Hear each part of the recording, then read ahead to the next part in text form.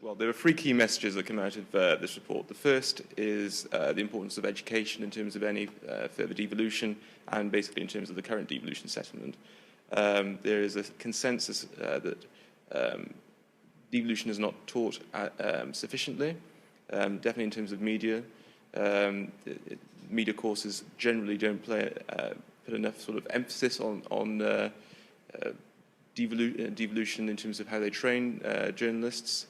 There have been efforts that have been made, but they need to be sort of intensified in the future.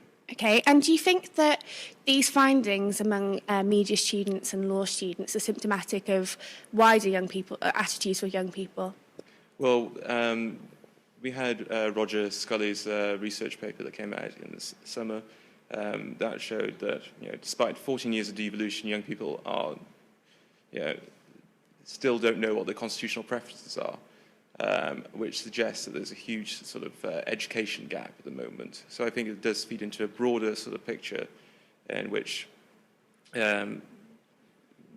policymakers have to sort of step up if they want to be able to get an enhanced devolution settlement in the future, or if they actually want to make the current settlement more approachable for young people. But at the same time, policymakers have to be able to balance intensifying the way that improving the way devolution is taught, while in the legal sector, making sure that you currently have the best of both worlds, in which Welsh students who have a qualifying law degree can practice in England and Wales. And I think that in the event of a Welsh legal jurisdiction, policymakers will want to keep that in mind. You don't want to have a brain drain of talent going to English universities so they can practice in the English sort of legal sector.